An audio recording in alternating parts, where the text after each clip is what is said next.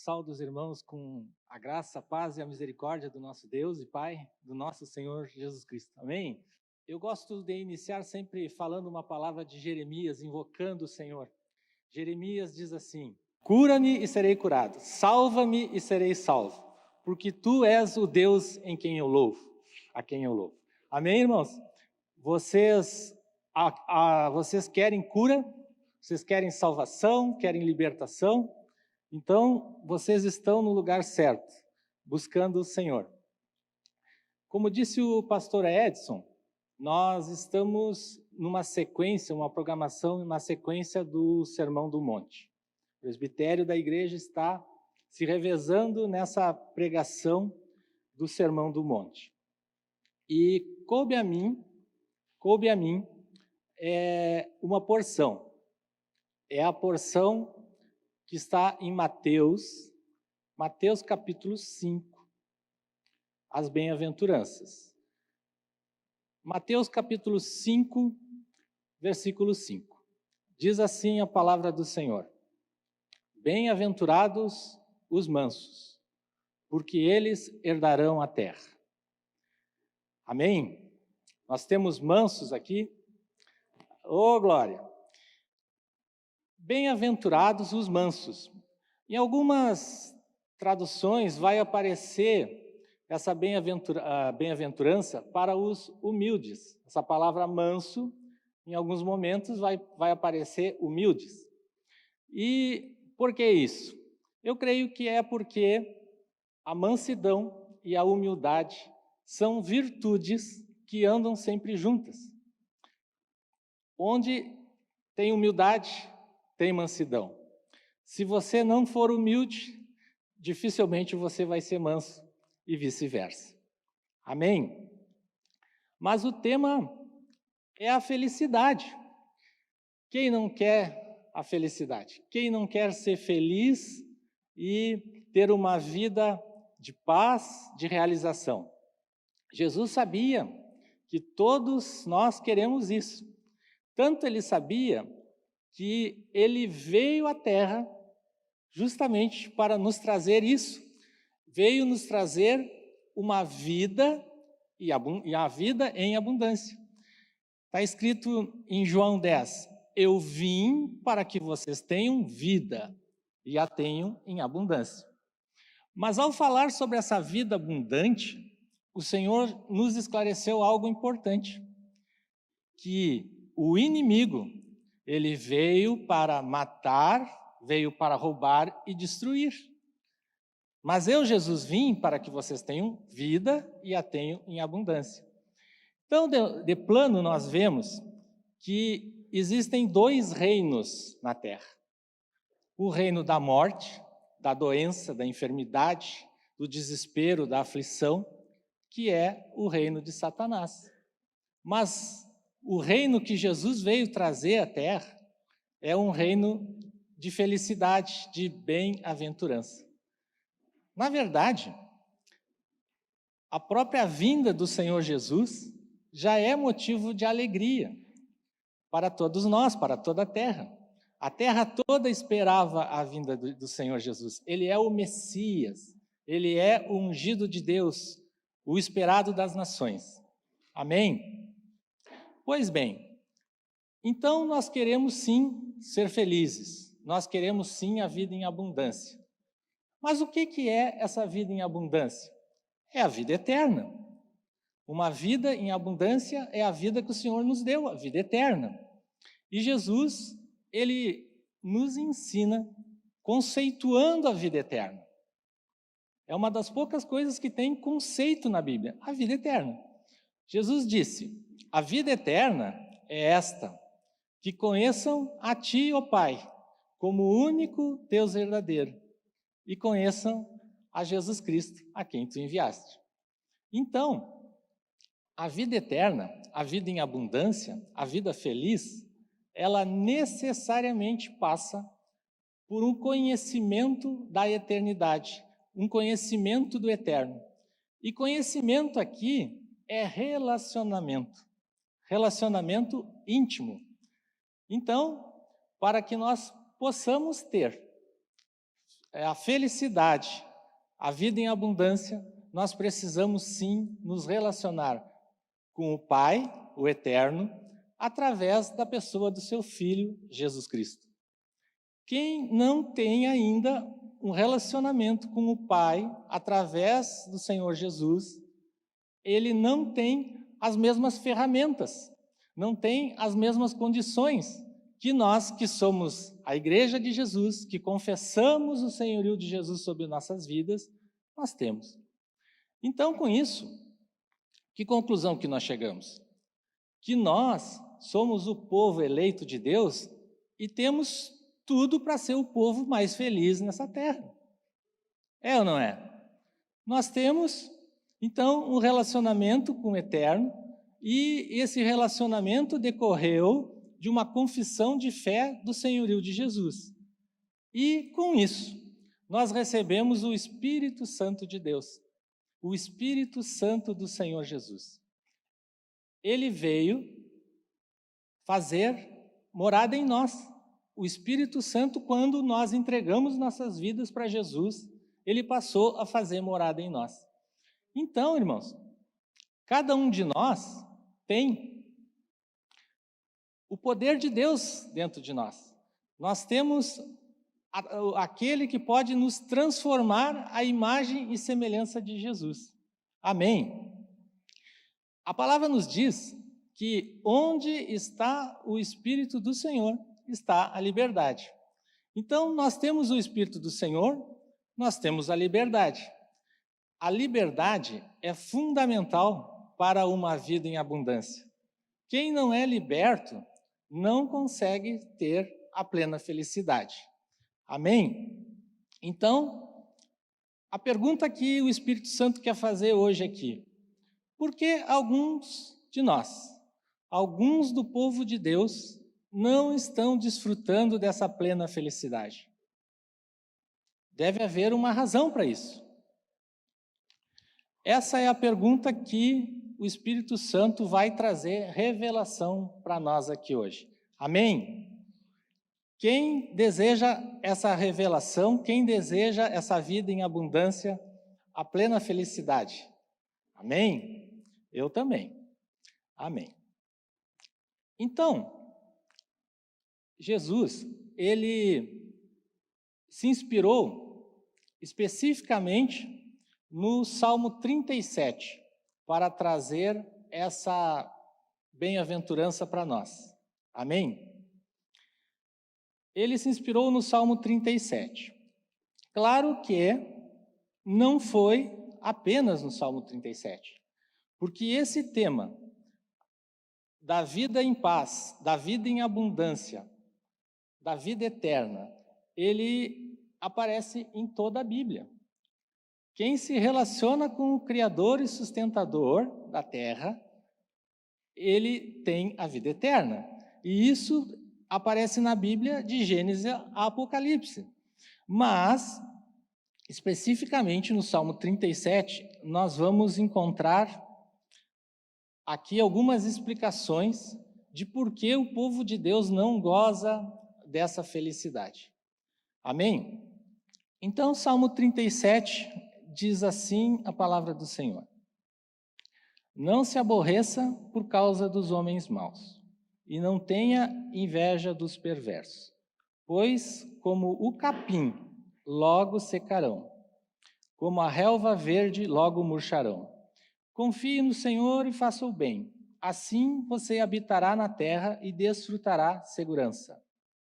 Deleite-se no Senhor e Ele atenderá aos desejos do seu coração.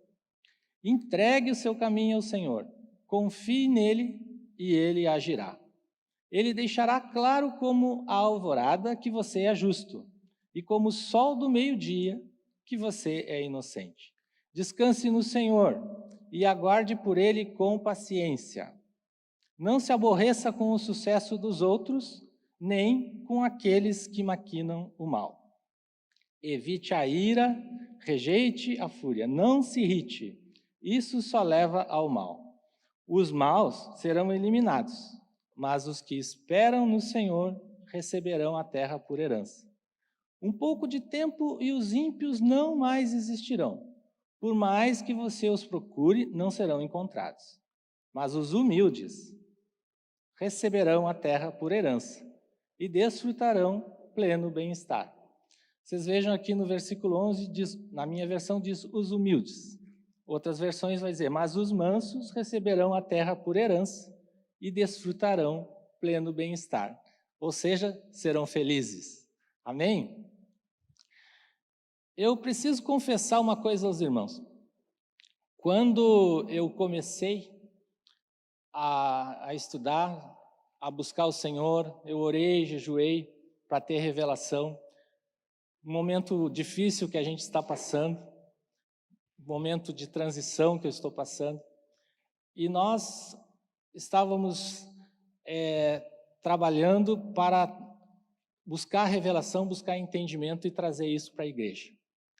E eu confesso aos irmãos que eu não pretendia, no meu esboço não tem essa questão da inveja. Não tem essa questão que aparece nos primeiros versículos. Não se aborreça por causa dos homens maus, não tenha inveja dos perversos. Isso não estava no meu esboço. Mas o Espírito Santo me deu, hoje de manhã, essa revelação.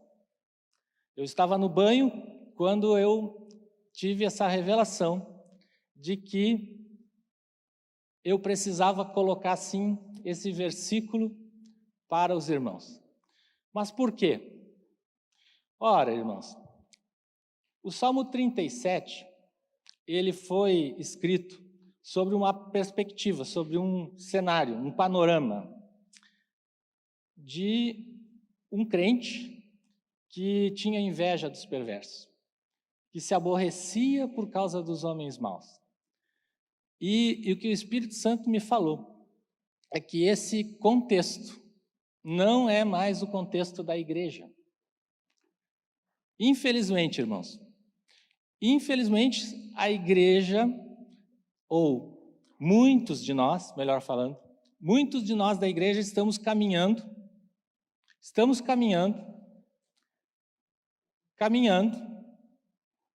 no caminho dos ímpios. Estamos desenvolvendo um estilo de vida semelhante ao estilo dos ímpios. Estamos com as mesmas preocupações dos ímpios. Estamos com as mesmas cargas dos ímpios. E isso, irmãos, isso está nos roubando a felicidade. Esse contexto do Salmo 37, infelizmente, não é o contexto mais da igreja. Não é o contexto de muitos da igreja. Então, vejam, se nós estamos vivendo como ímpios, preocupados com o dia de amanhã, preocupados com o que comer, o que beber, o que vestir, estamos vivendo a mesma vida ímpia, da mesma maneira, o mesmo estilo de vida. E agora? Qual é a solução para isso?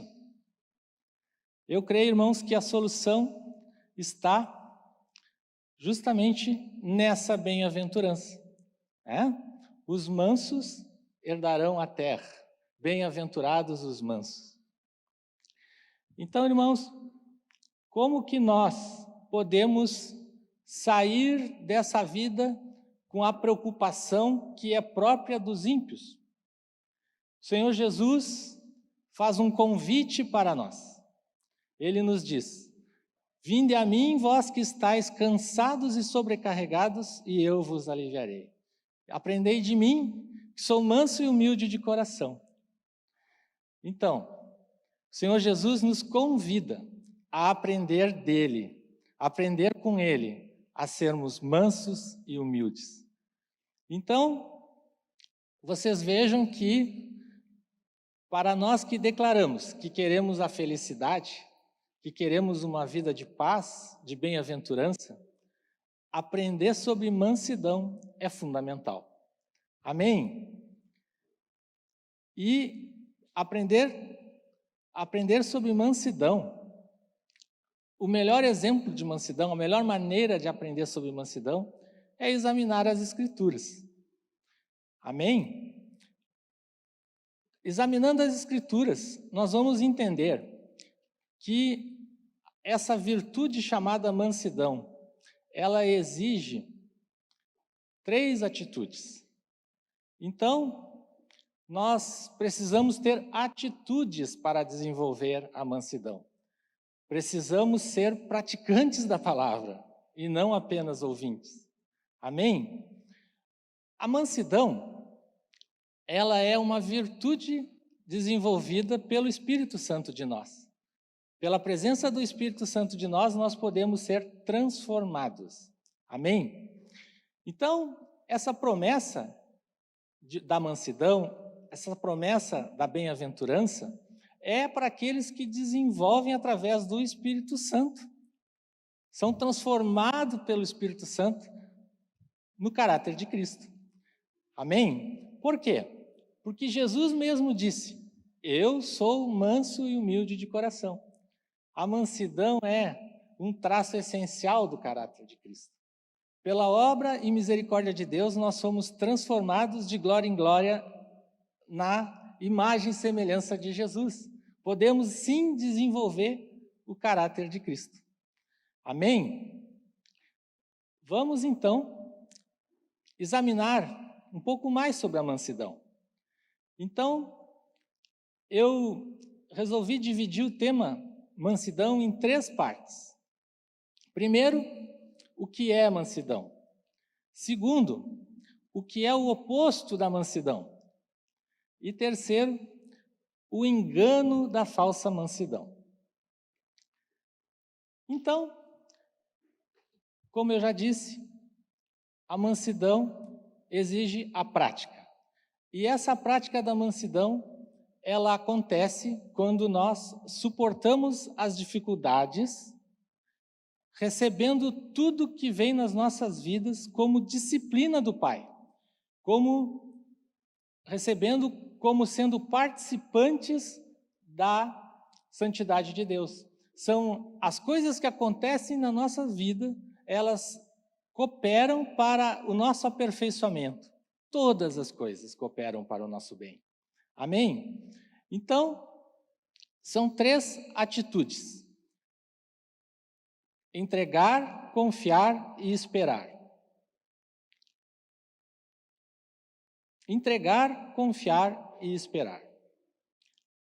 A primeira delas, então, primeira prática da mansidão, a prática do Evangelho, é entregar nossos direitos e a nossa vontade ao Pai. Nós precisamos sim fazer essa entrega. Quando nós conseguimos entregar tudo o que nós temos ao Senhor, e quando eu digo tudo, é tudo mesmo, porque na verdade tudo é do Senhor. Nós somos o quê? Servos do Senhor, escravos do Senhor. E como servos, como escravos, nós não temos nada. Precisamos entender essa entrega. Quando nós entregamos, então, nossos direitos ao Senhor, nós somos libertos dessa inclinação que nos leva a querer controlar todas as circunstâncias da nossa vida. Tentar dominar e fazer que as coisas saiam sempre do nosso jeito. Ora, nem tudo vai sair do nosso jeito, não tem como. Nós vamos ter situações que nós precisamos aceitar, como perdas, provações e aflições. E nós temos que aceitar essas perdas, aceitar essas provações, como algo que vem do Pai e que irão contribuir para o nosso bem. Então, essa entrega, ela está prevista ali. O salmista, no Salmo 37, diz, entregue o seu caminho ao Senhor, confie nele e ele agirá. Há uns 15 anos atrás, eu tive uma crise de ansiedade. Passava nessa época por problemas familiares e eu tive uma crise e fiquei praticamente 2 semanas sendo tratado dessa crise. Precisa realmente cuidar dessas coisas, porque se a ansiedade ela se desenvolve, pode desenvolver uma doença muito maior. mas graças a Deus eu fui tratado logo no começo. E o que aconteceu? Eu lembro que naquela época dessa crise, o que me aconteceu é que eu queria controlar todas as coisas. Eu lembro que qualquer pessoa que me falasse alguma coisa, eu dava outra palavra de volta. Qualquer coisa que acontecesse, eu queria controlar. E isso me gerou uma crise de ansiedade. Tive que ficar tomando medicação por um tempo. E durou 2 semanas isso. Então, irmãos, naquela época, se eu tivesse tido essa oportunidade, antes disso, né? Se eu tivesse essa oportunidade de ouvir um pouco mais, aprender um pouco mais do Senhor Jesus, que Ele disse, vinde a mim, vós que estáis cansados e sobrecarregados, e eu vos aliviarei. Se eu tivesse aprendido naquela época o que o Espírito Santo está falando conosco hoje, talvez eu não tivesse passado por essa crise. Mas, além de entregar tudo, os nossos direitos, os nossos bens, os nossos filhos, as coisas boas, as coisas ruins, nós temos que confiar no Senhor, confiar na justiça do Pai. O Pai é o soberano, Ele é o justo juiz. Quando nós praticamos a virtude da mansidão, confiando na justiça do Pai, nós somos então libertos da nossa justiça própria, que a Bíblia diz que é um trapo de imundícia. Somos libertos desse espírito maldito que nos leva a julgar o próximo. Tudo que o próximo fala, muitas vezes você examina e acha que ele está errado, que ele não poderia ter feito assim, e larga uma palavra de julgamento. Isso é um espírito de julgamento. Então, nós não precisamos mais da nossa justiça própria quando nós confiamos na justiça do Pai. Se nós também estamos nos justificando em situações da vida que alguém te fala alguma coisa e você já sai se justificando, também é porque você não está confiando na justiça do Pai. A mansidão vai nos libertar também disso, e nós não vamos mais precisar gastar o nosso tempo e os nossos recursos nos defendendo. Até mesmo quando nós sofremos abusos e injustiças, nós temos a condição de aceitar, orar e entregar ao Senhor. E é por isso que o Salmo 37 vai nos dizer, Salmo 37, versículo 6 diz, Ele deixará claro como a alvorada, que você é justo, e como o sol do meio-dia, que você é inocente. Quando nós confiamos no Senhor, nós não precisamos mais nos justificar, nós não precisamos mais agir para que tudo saia de acordo com a nossa vontade, porque nós entregamos os nossos desejos, as nossas vontades na mão do Senhor e confiamos nele. A outra prática que nós precisamos desenvolver, a prática da palavra, a prática da mansidão, é através da espera.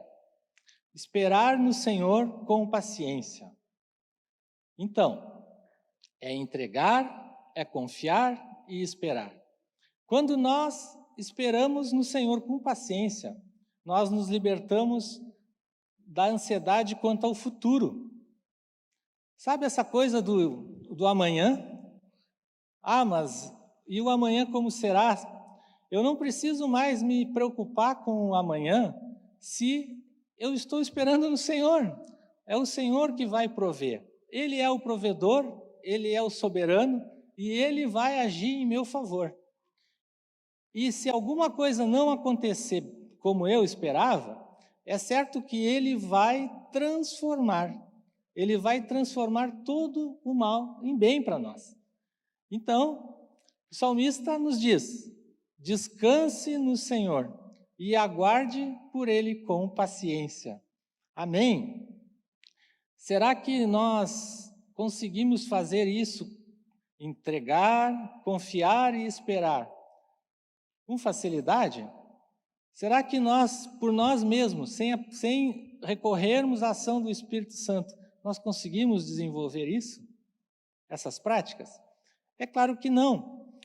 Nós, se fizermos isso na nossa própria força, nós vamos estar ansiosos, nós vamos estar possivelmente guardando ressentimento, como aquele que engole sapo, né? E sem tempero ainda, né?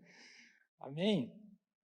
Mas então, a mansidão, ela é um traço do caráter de Cristo, ela é necessária para que nós aceitemos as coisas que acontecem na nossa vida e possamos então reagir sem ira, sem resignação, sem que venhamos a desenvolver até uma doença por causa das coisas que aconteceram. Mas o que é? Isso seria a mansidão. Mas o que seria, irmãos, o oposto da mansidão? É importante nós entendermos que quando nós agimos com ira, com indignação, com violência, quando nós atribuímos culpa ao Criador pelas coisas e colocamos Deus no banco dos réus, nós não estamos agindo segundo a palavra de Deus. Nós não estamos agindo segundo o exemplo de Jesus. Nós estamos, sim, tendo uma atitude ímpia. E essa atitude ímpia, ela vai produzir frutos. E esses frutos são maus. É por isso que nós temos que vigiar. Nós não podemos deixar a ira, não podemos deixar que o sol se ponha sobre a ira. A palavra diz que, dando-nos o remédio quando nós caímos nessa tentação de ficar irados, é orar, é pedir perdão antes que o sol se ponha. Graças a Deus por Jesus Cristo, graças a Deus pelo sangue precioso de Jesus, esse sangue que nos purifica, esse sangue que nos santifica e que nos torna agradáveis ao Senhor. É através do sangue que nós recebemos o perdão. Então, somos falhos e pecadores, nos iramos. O que nós precisamos fazer? Nós precisamos o quanto antes nos arrepender e orar e clamar pelo sangue. É por isso que o salmista diz: evite a ira, rejeite a fúria, não se irrite, isso só leva ao mal. Nós precisamos então vigiar, porque essa ira, essa indignação, ela na verdade ela é fruto da carne, ela é fruto de uma altivez, é fruto de uma arrogância, é fruto de uma condição carnal. Eu queria dizer aos irmãos que para evitar essas coisas, eu tenho o que eu chamo de salmodiar, parafrasear o Salmo 19. O Salmo 19, eu tenho então uma maneira de me guardar disso aí, vigiando.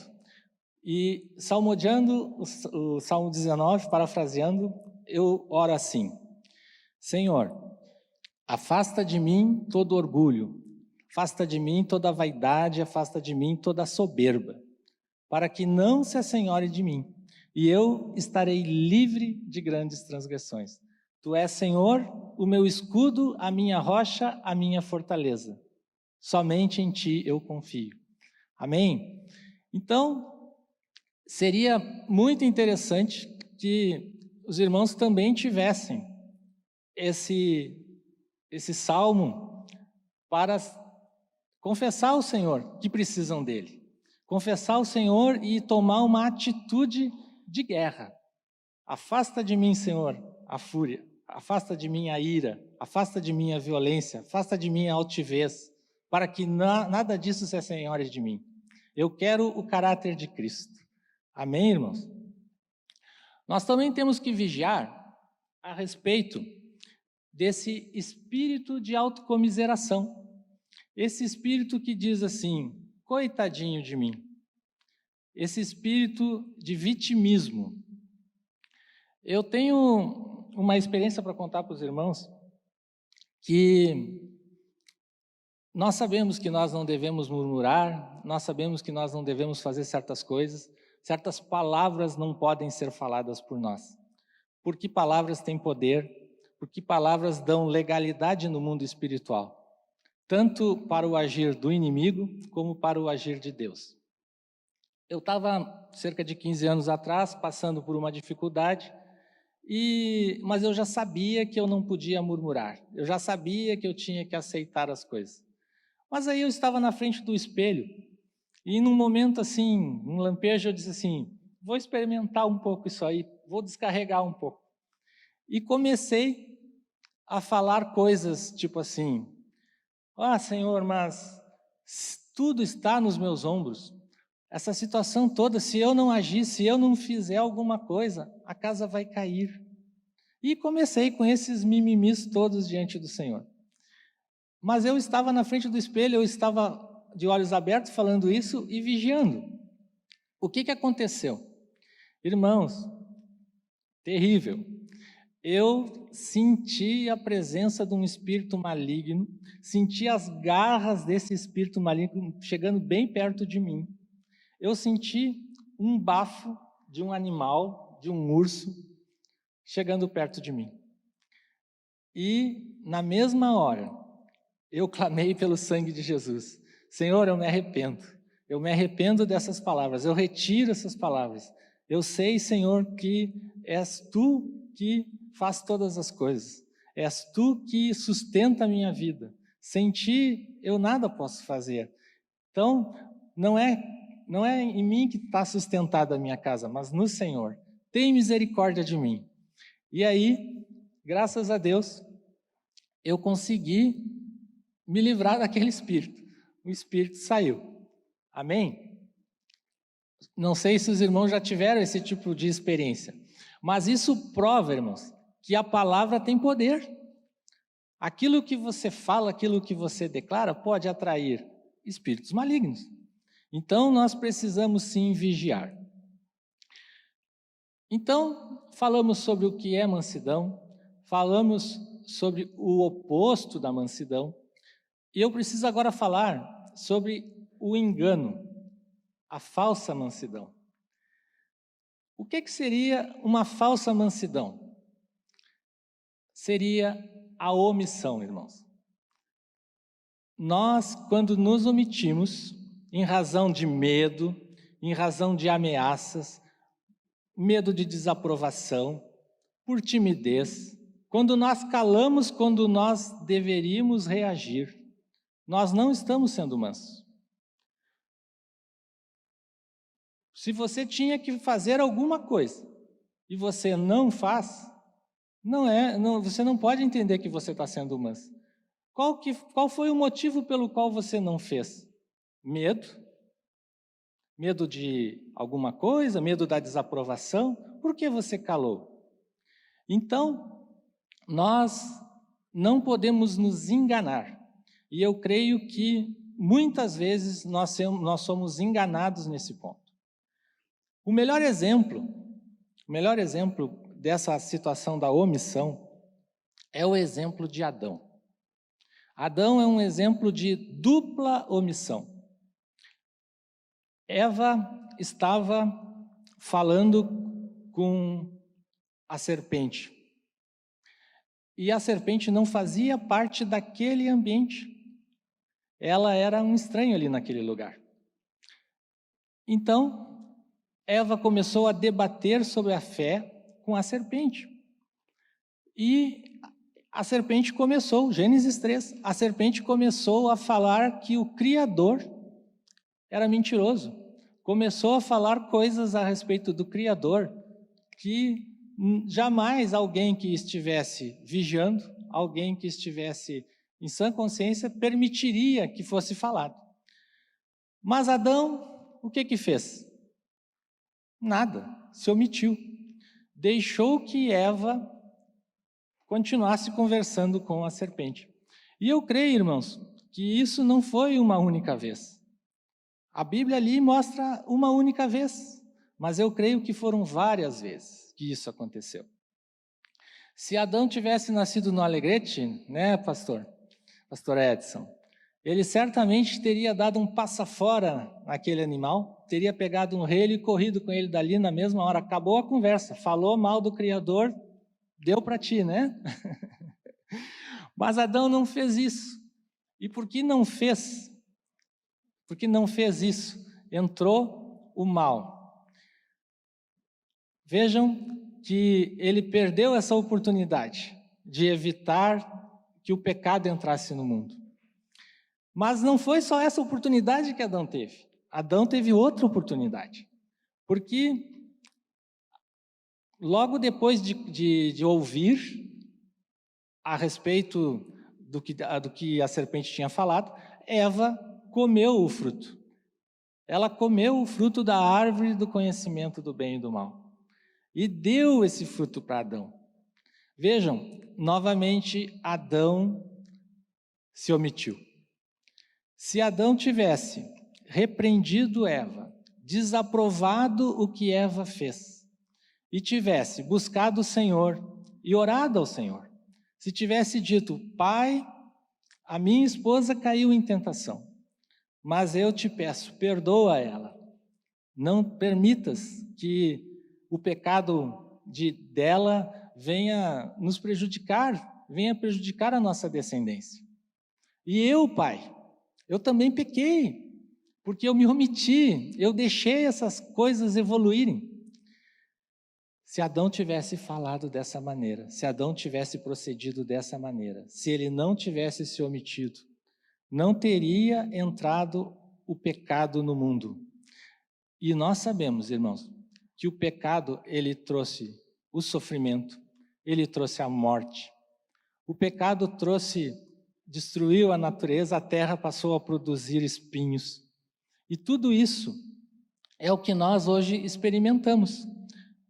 Satanás é o príncipe deste século mau, porque recebeu a legalidade de agir na terra a partir desse pecado de Adão. Por o pecado de um só gerou a morte. Amém? E o que acontece? Esse engano da falsa omissão, da falsa mansidão, ele pode estar presente nas nossas vidas hoje. Pode ser que alguns sacerdotes, homens de Deus, não estejam livres desse engano, de agir se omitindo, deixando de conversar com suas esposas, deixando de falar a elas, deixando de dirigir elas, deixando de dirigir seus filhos, se omitindo, deixando que coisas acontecem na sua casa sem agir, pensando que eles estão sendo mansos, pensando que eles estão fazendo coisas boas. A pregação anterior do irmão Ari, eu creio que o Espírito Santo dirigiu o irmão Ari a falar uma coisa que era muito importante, é muito importante para nós.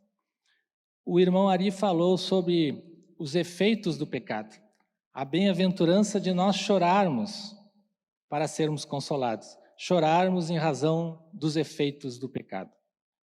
Eu lembro que eu tinha essa prática há algum tempo. Então, quando o irmão Ari falou sobre isso, eu lembrei. Irmãos, nós, quando compreendemos sobre os efeitos do pecado, quando nós estamos sensíveis ao que está acontecendo na nossa volta, nós compreendemos que em razão do pecado entrou a morte, em razão do pecado entrou a doença, em razão do pecado entrou todo esse sofrimento. Em razão do pecado, as famílias estão sendo destruídas, os filhos estão sendo separados dos pais. E nós? Estamos sensíveis a isso? O que nós estamos fazendo? Quando nós choramos por causa dos pecados, dos efeitos dos pecados, eu creio, irmãos, que essas lágrimas, elas vão servir de escudo para nós, de proteção, para que nós não venhamos a cair nessas tentações de agir de uma maneira que é a maneira ímpia, essa maneira que é complacente com as coisas que estão acontecendo no mundo. A igreja precisa realmente chorar por causa dos pecados, voltar a essa sensibilidade, irmãos. Amém? Que não haja nenhum sacerdote aqui, nenhuma sacerdotisa omissa. Que nós tenhamos clareza que calar nem sempre é prática da mansidão. Principalmente se você fizer isso com receio da desaprovação. Mas, depois de abordar então esses 3 aspectos da mansidão, eu quero inspirar os irmãos com alguns exemplos de mansidão. Jesus, sem dúvida, é o nosso melhor exemplo, mas ele é a própria palavra de Deus, o verbo que se fez carne. Então, é certo que na palavra de Deus nós vamos ter também exemplos a seguir que vão nos ajudar a sermos praticantes do Evangelho, a desenvolvermos esse fruto do Espírito Santo que é a mansidão. E nós sabemos que quando nós desenvolvemos esse fruto da mansidão, nós então podemos viver uma vida sem esse peso, sem estarmos cansados e sobrecarregados. Amém? Nós vamos então dar 3 exemplos aqui de mansidão. É um exemplo para mães, um exemplo para pais e um exemplo para filhos. Nós aqui temos mães, pais e filhos. Eu vou dar um exemplo para cada um e ninguém vai poder sair daqui e dizer: o Espírito Santo não falou comigo. O Espírito Santo sim vai falar com cada um de vocês agora. Amém? O primeiro exemplo é o exemplo de Ana, mãe de Samuel, esposa de Eucana.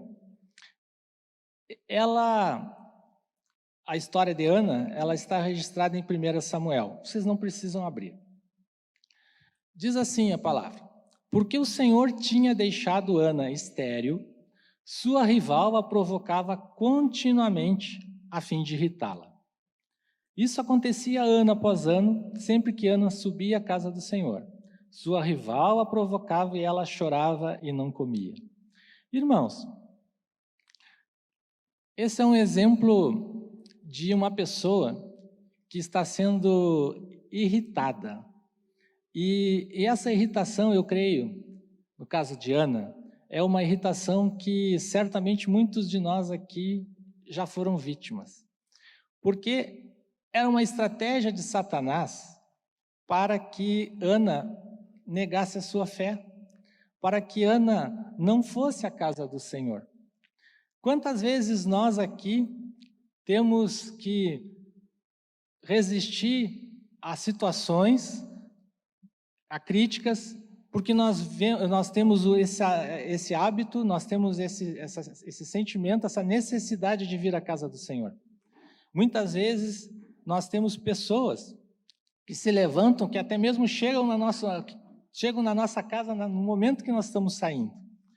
Tudo isso é estratégia de Satanás para nos afastar da presença de Deus. E Ana então tinha essa rival que agia provocando ela para que então ela abandonasse a fé. E isso era contínuo, acontecia ano após ano. Qual era a atitude de Ana? Ana chorava e não comia. Se ela chorava, qual que é a bem-aventurança para os que choram? Serão consolados, não é? E ela não comia. Então Ana praticava uma disciplina espiritual, o jejum. Ela chorava e não comia. Mas vejam, Ana não respondia. Ela não respondia com ira, ela não se justificava, mas ela buscava o Senhor. Essa foi a atitude de Ana. Então, ela insistindo em buscar o Senhor, num dado culto que ela foi, ela fez um voto. Ela fez um voto. Diz a palavra que ela disse assim: Senhor dos exércitos, se tu deres atenção à humilhação da tua serva, se te lembrares de mim e não esqueceres da tua serva, mas me deres um filho, então eu dedicarei ao Senhor por todos os dias de sua vida, e seu cabelo e sua barba nunca serão cortados. A rival de Ana tinha muitos filhos, e Ana não os tinha. E ela irritava Ana a partir dessa situação peculiar de Ana. Mas vejam só, a situação da esterilidade para uma pessoa, para uma mulher principalmente, é algo muito grave. Por quê, irmãos? Porque, na realidade, Deus é glorificado quando nós produzimos frutos, não é verdade? Então, quem é estéril não pode produzir um fruto que a própria natureza espera. Então, Ana tinha esse problema, que era explorado por Satanás através da sua rival para fazer com que Ana chegasse à seguinte conclusão: Deus não funciona, abandona essa fé. Mas a atitude de Ana qual foi? Insistiu e continuou buscando a presença do Senhor. E nesse culto ela fez um voto, entregando ao Senhor o seu desejo, a sua vontade de ter um filho. Então Ana orou e disse que se o Senhor lhe desse esse filho, então ela dedicaria esse filho ao Senhor por todo o resto da sua vida. Esse filho seria um filho consagrado ao Senhor, seria um nazireu, onde seus cabelos e sua barba nunca seriam cortados. Ana aqui nos fornece um exemplo de entrega. Ela entregou a sua vontade, o seu desejo ao Senhor. Ela nos fornece um exemplo de confiança e de espera no Senhor. Certamente aqui nós temos mulheres, esposas, que também têm as suas dificuldades, também têm as suas rivais, e que precisam desenvolver o fruto da mansidão, como Ana fez, para gerar frutos espirituais para o Senhor. E Ana gerou Samuel, um sacerdote, um ministro do Evangelho. A pergunta então que eu faço aos irmãos, às irmãs, principalmente aqui, a respeito dos seus filhos. Vocês estão fazendo como Ana fez?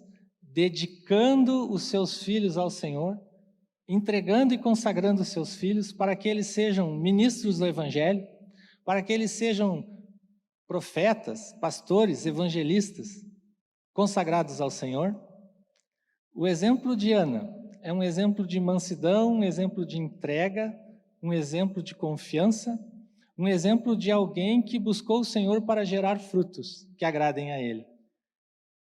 Talvez as mulheres aqui, que não são estéreis, que geraram filhos, podem estar falhando por não consagrar seus filhos ao Senhor, por não entregarem seus filhos ao Senhor. E isso talvez seja um motivo que vá dar legalidade ao inimigo para roubar a paz de vocês, para fazer com que a família fique cansada e sobrecarregada, porque não praticou o Evangelho. Amém?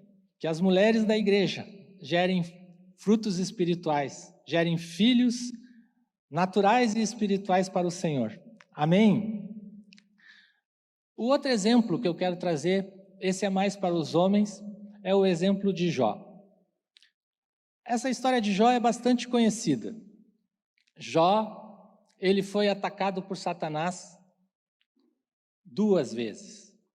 Na primeira vez, de uma maneira sobrenatural, a casa caiu sobre seus filhos e ele perdeu, por causa de um vento sobrenatural que caiu sobre a casa dele, ele perdeu seus filhos e suas filhas. Antes disso, ele perdeu todos os seus bens. Jó era o homem mais rico do Oriente na sua época. E, num único dia, ele perdeu todos os seus bens e também perdeu seus filhos e suas filhas. Terríveis perdas. E qual seria a reação adequada para uma pessoa nessa circunstância? Bem, a reação de Jó diante dessas terríveis perdas foi: disse Jó, saí nu do ventre da minha mãe, e nu partirei. O Senhor deu, o Senhor levou. Louvado seja o nome do Senhor. Vejam, irmãos, na mesma hora que ele soube dessas notícias, Jó fez essa entrega. Ele entendeu que os filhos não eram dele, eram do Senhor. Ele entendeu que os bens que ele tinha não eram dele, eram do Senhor. E ele disse: louvado seja o nome do Senhor. Jó não culpou Deus. E ele talvez tivesse sim motivos para fazer isso. Por quê? Porque foram coisas sobrenaturais que aconteceram. No mesmo dia, um vento derruba as paredes em cima dos filhos. No mesmo dia, todos os bens deles são roubados. E isso é sobrenatural. Então, Jó não culpou Deus. Ao contrário, Jó entregou os seus direitos ao Senhor. Entregou sua vida e confiou em Deus. Se isso não fosse suficiente, depois disso, Satanás ainda feriu Jó com feridas terríveis, da sola dos pés até o alto da cabeça. Olha só, depois de sofrer tudo isso, ele ainda fica doente, terrivelmente doente. E aqui ele experimentou mais uma provação terrível. A sua mulher, a sua amada, disse a ele: você ainda mantém a sua integridade? Amaldiçoe Deus e morra. Vejam, irmãos, assim como Ana foi tentada a abandonar a sua fé, a negar o Criador, Jó também foi, numa circunstância ainda mais terrível. Mas qual foi a resposta de Jó? Você fala como uma insensata. Aceitaremos o bem dado por Deus e não o mal? Aceitaremos o bem dado por Deus e não o mal? Respondeu Jó. Então Jó, com isso, não pecou com seus lábios. Amém, irmãos? Esse exemplo de Jó é um exemplo magnífico de entrega, de confiança e de espera no Senhor Jesus. Jó, sem dúvida, é um exemplo de mansidão para nós. Mas ele ainda nos dá um exemplo de arrependimento. Sim, de arrependimento. Como nós precisamos, irmãos, estarmos atentos quando nós erramos, quando nós falhamos, quando as nossas atitudes são ímpias. Jó, ele teve uma experiência com Deus depois que seus amigos foram visitá-lo. Começaram a acusar Jó, e Jó começou a se justificar e falou coisas que não deveria ter falado. Pelo menos ele entendeu assim que não deveria ter falado. Então, depois dessas coisas, desse sofrimento todo, Jó teve uma experiência com Deus. Jó foi à sala do trono, como nós cantamos, e ele teve uma revelação tremenda da glória de Deus. Ele disse assim, Salmo 42, meus ouvidos já tinham ouvido a teu respeito, mas agora meus olhos te viram. Por isso menosprezo a mim mesmo e me arrependo no pó e na cinza. Meus ouvidos tinham ouvido a teu respeito, mas agora meus olhos te viram. Jó foi levado à sala do trono, Jó viu a glória de Deus e se arrependeu do que ele falou. Eu me arrependo no pó e na cinza. Jó é um exemplo, então, de humildade, de mansidão, daquele que compreende que errou, que pecou, que falou aquilo que não devia ter falado, que precisa sim se consertar com Deus, precisa se arrepender. É certo, irmãos, que aqui existem maridos, existem homens que também estão sendo provados por perdas, talvez a perda do emprego, a perda da renda, a perda de bens, talvez até mesmo perdas de entes queridos como Jó teve. Mas todas essas provações são, na verdade, uma oportunidade de você desenvolver o caráter de Cristo, de você ser praticante do Evangelho. Depende como você vai reagir. Se você vai reagir como Jó, ou se você vai reagir de uma maneira ímpia. Essas provações, o apóstolo Tiago nos falou: feliz é o homem que persevera na provação, porque depois de aprovado, receberá a coroa da vida, que Deus prometeu aos que amam.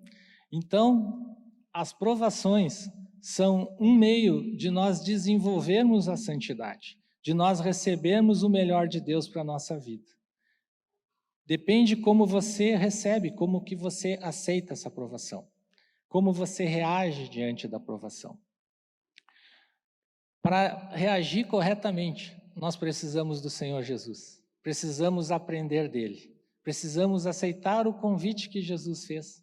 Vinde a mim, vós que estáis cansados e sobrecarregados, e eu vos aliviarei. Aprendei de mim, que sou manso e humilde de coração, porque o meu jugo é suave e o meu fardo é leve. Jesus quer tirar esse peso das nossas vidas, mas para isso nós precisamos buscá-lo. Através do Espírito Santo nós precisamos desenvolver o caráter de Cristo, desenvolver a mansidão. Amém? Mas, então, falamos sobre mulheres, exemplos para mulheres, falamos de homens, mas agora nós precisamos falar desse exemplo para os filhos. Nós temos filhos aqui, não temos? Temos filhos aqui? Temos. Eu quero trazer um exemplo de mansidão, um exemplo de alguém que desenvolveu o caráter de Cristo, que é um exemplo fantástico, irmãos. É o exemplo de Isaac, o filho de Abraão. A história de Isaac, ela não aparece na Bíblia contada sob a perspectiva de Isaac. Ela aparece na Bíblia contada sob a perspectiva de Abraão. E eu quero aqui mostrar para vocês a perspectiva de Isaac. Trata-se de uma história muito conhecida, quando Deus pediu a Abraão que ele entregasse seu filho, o filho da promessa, Isaac. O exemplo, então, de Isaac aconteceu quando Deus pediu a Abraão que sacrificasse seu filho, seu único filho. E esse contexto pode parecer estranho para nós. Ora, como alguém vai sacrificar seu próprio filho num altar de pedra? Vai matar seu próprio filho?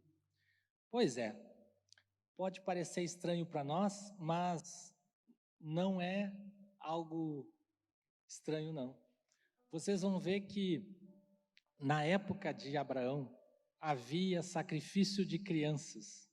As crianças eram sacrificadas a um deus chamado Moloque.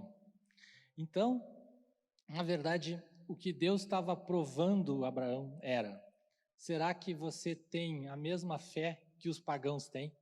Se os pagãos podem sacrificar seus filhos a um Deus falso, você pode sacrificar o teu filho, o teu único filho, para mim, que sou o Deus verdadeiro? Eu que te dei esse filho, você pode sacrificá-lo? Então, a palavra nos diz assim: passado algum tempo, Deus pôs Abraão à prova, dizendo-lhe: Abraão, Abraão. E ele respondeu: eis-me aqui. Então disse Deus: tome seu filho, seu único filho, o seu Isaque, a quem você ama, e vá para a região de Moriá. Sacrifique-o ali como holocausto, num dos montes que lhe indicarei. Na manhã seguinte, Abraão levantou-se e preparou seu jumento, levou consigo 2 de seus servos e Isaque, seu filho. Depois de cortar lenha para o holocausto, partiu em direção ao lugar que Deus lhe havia indicado.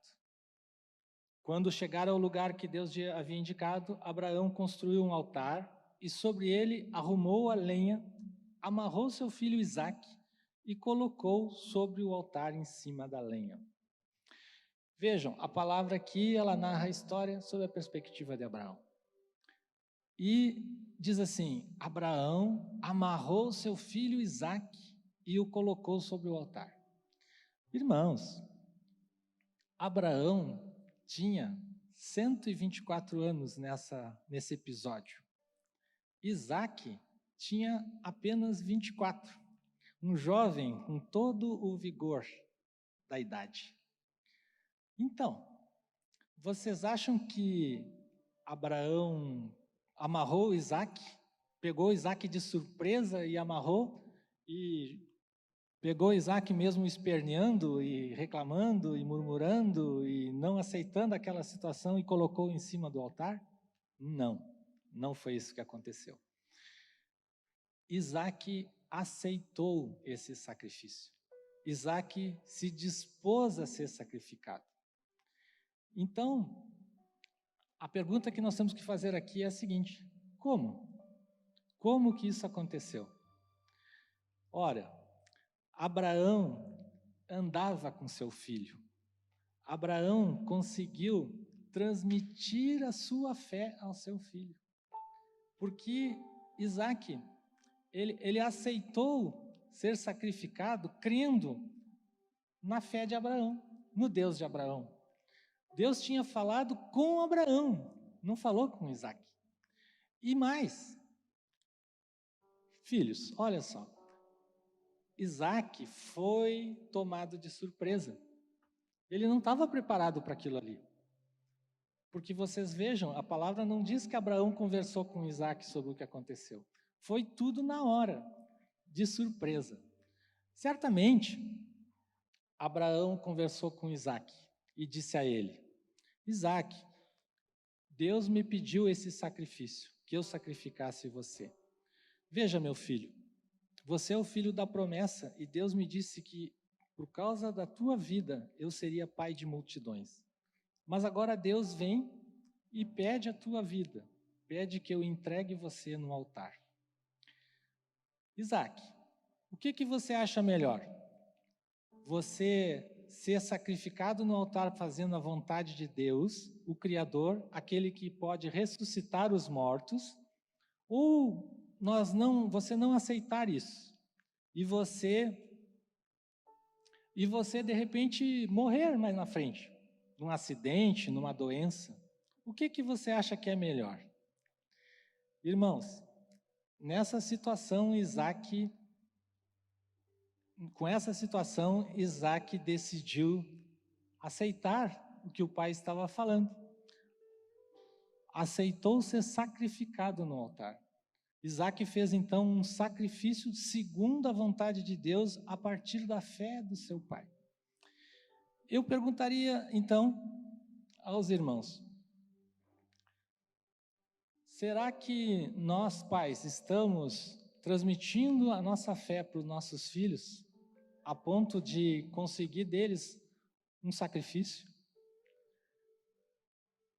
Será que os nossos filhos, quando nós pedimos um sacrifício mínimo para eles, mínimo, às vezes você pede um sacrifício de, levanta e vai na padaria, e o filho já acha ruim. Filhos, vocês estão sendo obedientes a seus pais? Vocês estão buscando compreender a fé do pai de vocês? Como seria a reação de vocês se estivessem no lugar de Isaque? Qual tem sido a reação de vocês quando o pai de vocês pede uma obediência, pede um sacrifício mínimo? Deus está falando aqui a necessidade dos filhos desenvolverem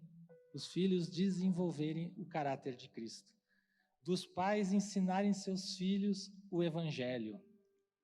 Nós precisamos aprender com esse exemplo de Isaque e aprender com a fé de Abraão, a sermos praticantes do Evangelho e não apenas ouvintes. Amém? Eu estou encaminhando o encerramento, mas eu queria falar sobre herdar a terra. Sobre herdar a terra. A promessa dos mansos, né? Os mansos herdarão a terra. Mas que terra é essa? Será que nós estamos aqui pensando numa terra, na nova terra, no novos céus, o futuro? Ou seria outra terra? Eu creio, irmãos, que a vida eterna começa no momento em que você recebe o senhorio de Jesus. Então, se nós já temos, desde já, a felicidade, temos a vida eterna, a terra que a Bíblia está falando aqui é o ambiente em que nós vivemos. É a nossa casa, é o nosso local de trabalho, é o lugar onde nós estamos com a nossa família. E esse lugar, Deus deseja que nós vivamos nele como quem vive no jardim do Éden, no paraíso. Se nós formos praticantes do Evangelho, desenvolvermos o fruto da mansidão, desenvolvermos o caráter de Cristo, com certeza, a nossa casa será o jardim do Éden. Aqueles que praticam a mansidão, desenvolvem o caráter de Cristo, preservam esse ambiente, preservam essa atmosfera e têm um lugar de descanso na sua casa. Não vivem cansados e sobrecarregados, porque os anjos do Senhor acampam ao seu redor para cuidar deles. Amém? Eu recebi também uma direção do Espírito Santo a respeito dessa questão da herança, a herança da nossa terra. Meu coração, há algum tempo, já estava com esse peso de compartilhar com vocês algo a respeito dessa questão da nossa terra.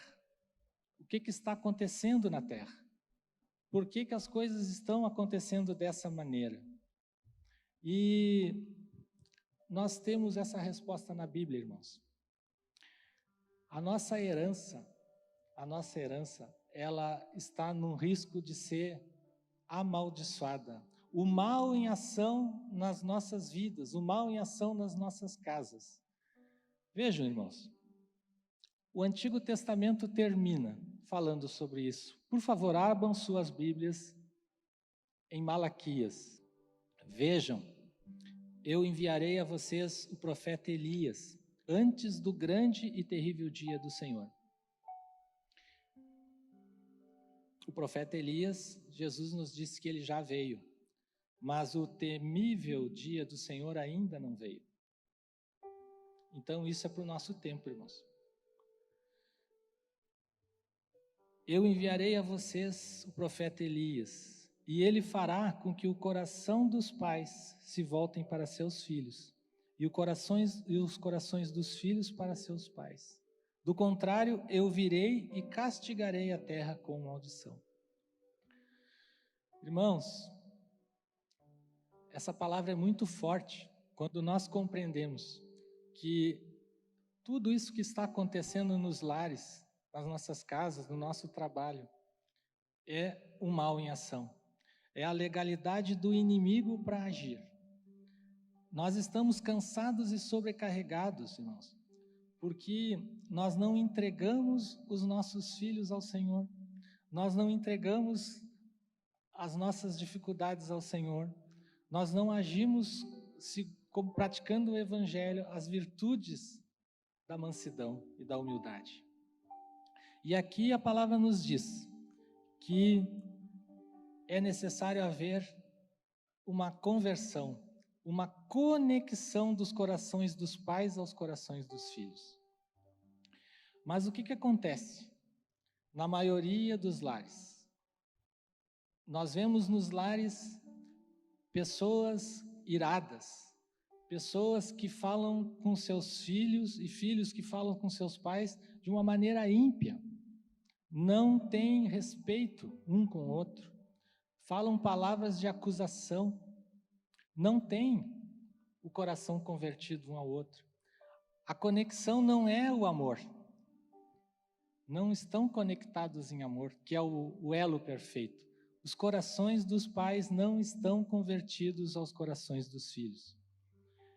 Com isso, nós não estamos gerando filhos legítimos para o Senhor.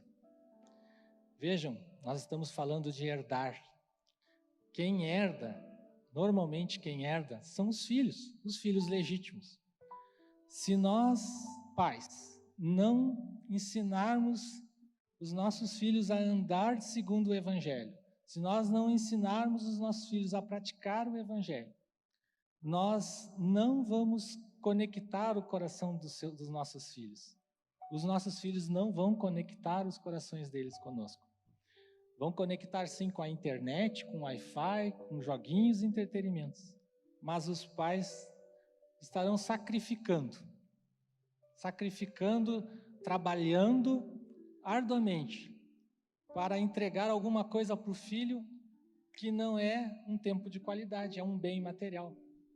Então, irmãos, a Bíblia nos diz que se o pai tiver com o coração conectado com o filho, nós receberemos a terra por herança. Por quê? Estaremos sim sendo praticantes do Evangelho. Mas se nós não fizermos isso, a maldição virá sobre as nossas casas, o nosso ambiente. Lembra? A terra é o nosso ambiente. Nós precisamos do Espírito Santo do Senhor Jesus.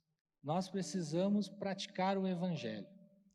Nós precisamos desenvolver o fruto da mansidão, que só com a presença do Espírito Santo que nós conseguimos fazer isso. Só pela misericórdia de Deus. A palavra diz: Cristo em vós é a esperança da glória. Amém?